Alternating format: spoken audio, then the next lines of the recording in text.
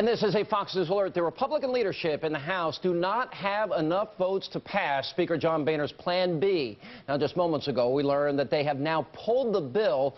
Now, this is how it all went down. Earlier, the House unexpectedly called a recess, which effectively postponed this vote. Watch this.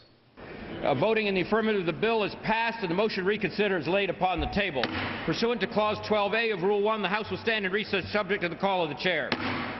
Now, after the recess was called, Republican lawmakers were called into an emergency meeting for what appears to have been a last-ditch effort to whip the votes, but they didn't get them, and after pulling the bill, Speaker John Boehner put out this statement, quote, "The House did not take up the tax measure today because it did not have sufficient support from our members to pass.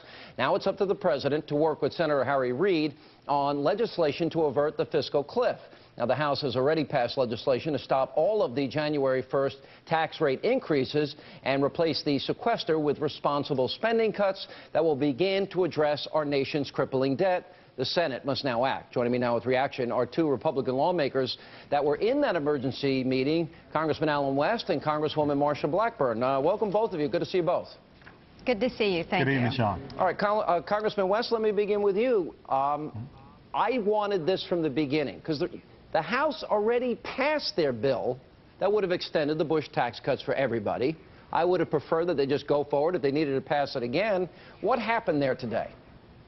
Well, I think the most important thing is Speaker Boehner realized he did not have the votes, and I think he did the principled and pragmatic thing to say that we have acted. We have frozen those rates in place, and we also have taken action with a spending cut bill that was passed tonight that would stave off sequestration for a year.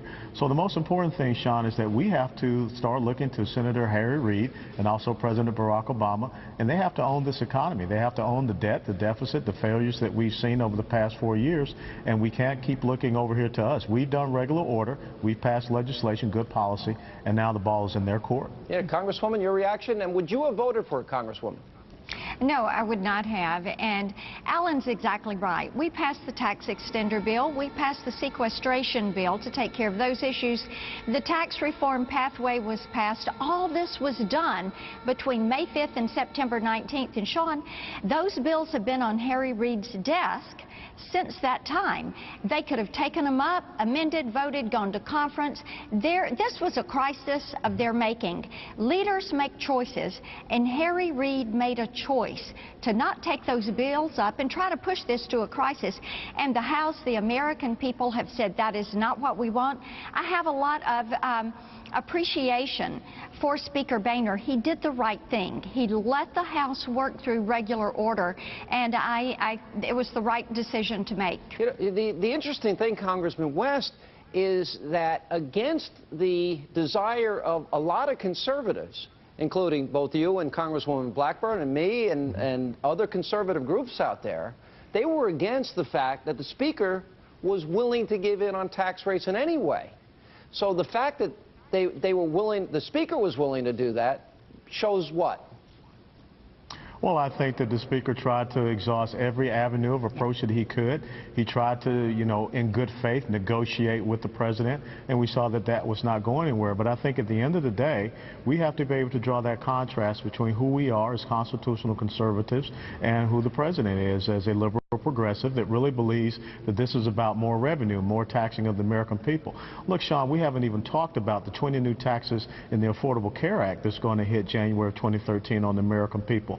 So we have a president that does not realize that it's his spending problem that is happening. We don't see any reduction of the debt, any reduction in the deficit, but yet he is asking the American people to provide him more of their hard-earned resources. That's not how we're going to turn this economy around and get economic growth. And I think that what we stand for, Marsha and I, is wealth expansion, not wealth redistribution. You know, Congresswoman, I watched the president, so the Speaker gave in on rates, and as we now learned, a lot of his caucus wasn't happy with it, but within seconds, the president rejected it anyway. Harry Reid said he wasn't going to take it up anyway. So they don't want to do their job. It seems to me the president has wanted from the beginning to go over the cliff. He gets taxes going up on everybody, he gets defense cuts, and he gets to blame Republicans. Has he been playing politics? Well, so many of our constituents, I had a constituent last week say he's the driver in chief when it comes to going over the fiscal cliff. You're exactly right. The American people know it. Here was someone who said, look, let's cut the deficit in half. This is someone who said, let's get the spending under control. And then he comes in here to address the fiscal cliff issues, and all of a sudden, no spending, but he wants another $1 trillion in revenue. And our constituents have been saying to us, do not vote for this. Do not support it. When I had a teletown hall with my constituents, 86% said this is a spending problem. Do not increase revenues and not cut spending. The time has come where you can no longer spend more. You have to make certain you're taxing less and spending less. You know, I really would like to see, Congressman West, one thing. I'd like to see the Republican Party be the party of limited government, lower taxes, and the party that stands up against generational theft. This seems to be a very strong case to make, and the American people voted for a Republican Congress, and they voted for divided government. Right. Can that case be made? I think absolutely that case can be made, and if there is a lesson learned from the November 6th election, sure, the president was reelected to be in the White House, but we saw that Marsha Blackburn and the conservatives and the Republican Party will still be in control of the 113th Congress and the House of Representatives. So that means that the American people do not want to see this excessive spending that they saw in the first 2 years of the Obama administration. Now, what we have to do is stand by those principles, and as I said, create that contrast in what we believe in, and we proved that earlier, and those bills are sitting on Harry Reid's desk.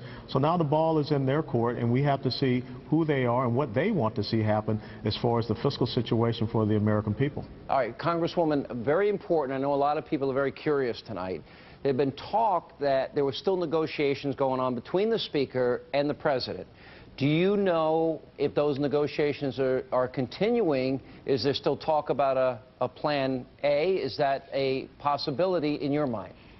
I don't know if those negotiations are continuing, but I do know that the Speaker, in one of his statements tonight, said that having two people trying to negotiate this, it does not replace having the House go through regular order and the committees work their will, which is what we have done this year, Sean, and what we have done in sending those bills to the Senate. They are on Harry Reid's desk.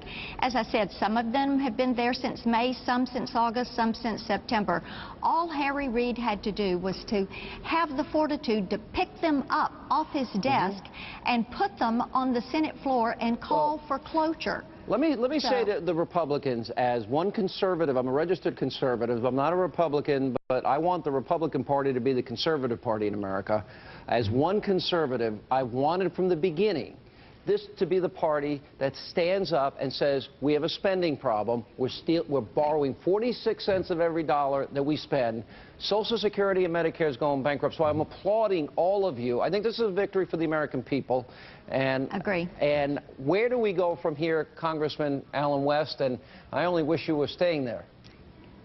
Well, you won't be losing my voice, and as I told my colleagues, I'll be continuing to press the attack from their right flank. Absolutely. But the most important thing is we take this message, as you said, of limited government, fiscal responsibility, individual sovereignty, our free marketplace, and strong national defense, and we get the American people to understand that we have got to turn it around as far as the out-of-control spending up here. When you look at 62% of our budget is on the mandatory spending side, we've got to tackle that, and we've got to have priorities. We have to have budgets done, and I think that that's what Marsha Blackburn, the Republican Study Committee, and all of these great constitutional conservatives will continue to do.